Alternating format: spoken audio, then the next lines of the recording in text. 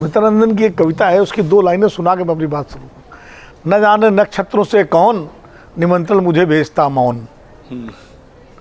तो पता नहीं निमंत्रण कौन किसको दे रहा है, जनता किसको देती है। देखिए, मैंने पहले भी कहा कि कोई भी चुनाव किसी पार्टी के लिए केक वॉक नहीं होता है, और रामपाल जी की बात से मैं बिल्कुल सहमत हूँ। उस समय हम सारे लोग मीडिया में, ज़्यादातर लोग मध्य प्रदेश में, छत्तीसगढ़ में तो मान के चल रहे थे कि कांग्रेस आ ही रही है, एक उत्कर्ष चतुर्वेदी को छोड़ करके, जिन्होंने मुझसे कहा था कि सर ऐसा नहीं है। और बाकी राजस्थान में मान रहे थे कांटे की टक्कर है और वो कोई भी हो सकता है, लेकिन इतनी बड़ी मेजॉरिटी मिल जाएगी मध्य प्रदेश में बीजेपी को, किसी ने कहा ही नहीं था।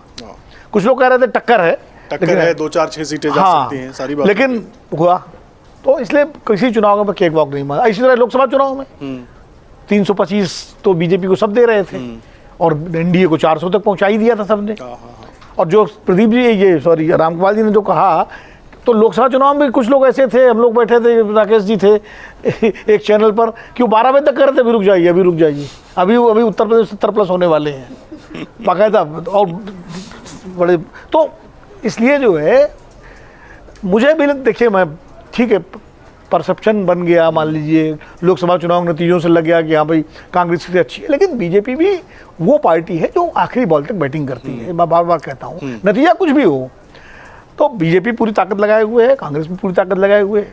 जहाँ तक खींचतान की बात है, भी समीर जी ने बहुत डिटेल में बता ही दिया है, बीजेपी का भी बता दिया। मुख्यमंत्री बनने के इच्छुक वहाँ भी है, मुख्यमंत्री बनने के इच्छुक यहाँ भी है। लेकिन एक मैं उदाहरण दूंगा, देखिए हरियाणा की जनता का, मैंने जितना हरियाणा कवर किया है, 1987 से मैं शुरू करूंगा।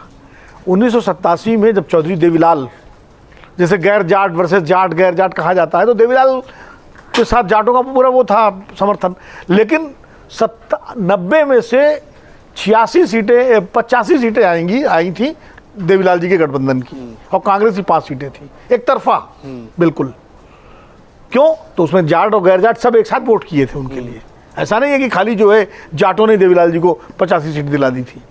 उसके बाद जब चुनाव हुआ, तो वही चौधरी देवीलाल जो 1989 में 3 जगह से जीते थे लोकसभा का चुनाव, वो अपना विधानसभा का चुनाव भी हार गए। लोकसभा का तो हारे, विधानसभा भी हार गए 3 साल बाद। तो जनता का फैसला बड़ा होता। उसके बाद फिर कांग्रेस सरकार बनी एक तरफा, फिर बंसीलाल जी एक तरफा जीते। फिर 2004 में जब चुनाव हुए, तो भजन लाल बहुत बड़े नेता थे, हुड्डा से बड़े नेता थे, हुड्डा जी भी थे, शमशेर सिंह सुरजेवाला, रणदीप सुरजेवाला के पिताजी वो थे, और शैलजा भी तब यंग नेता थी।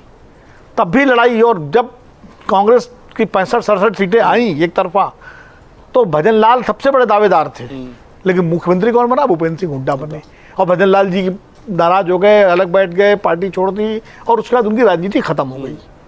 तो ये होता है।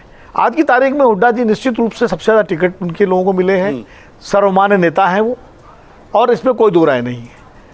लेकिन चुनाव के बाद क्या समीकरण बनता है, कैसा बनता है, ये सही हम सबको लग रहा है अगर कांग्रेस सरकार बनी तो वही मुख्यमंत्री बनेंगे, क्योंकि पैन हरियाणा नेता कांग्रेस में भूपेंद्र सिंह हुड्डा ही हैं। शैलजा नेता हैं, बड़ी नेता हैं, सब कुछ है, लेकिन पैन हरियाणा एक्सेप्टेबिलिटी उनकी नहीं है। वो सिरसा अम्बाला क्षेत्र की, और दलितों में भी जो जाटो समाज है उसकी वो ज़्यादा बड़ी नेता है। बाकी दलितों के साथ उनका उतना वो नहीं है। ये हरियाणा की सच्चाई है। हम लोग, और एक बात मैं कंक्लूड करूँगा, घंटी तो बज गई है, कि मैनेज जो आपने कहा ना कि मैनेज तो कर लिया कांग्रेस ने अभी फिलहाल बात। अब देखिए, शैलजा हुड्डा एक मंच पर आ गए, राहुल गांधी गए, दोनों रैलियों में उन्होंने शामिल किया, दोनों साथ बैठे। तो ये मैनेजमेंट, तो शैलजा ने कहा कि तिरंगे में लिपट के जाऊंगी मैं, मेरे पिताजी भी हो रहे। तो फिलहाल मैनेजमेंट हो गया है। चुनाव के बाद क्या मैनेजमेंट होता है, ये तो हम लोग देखेंगे।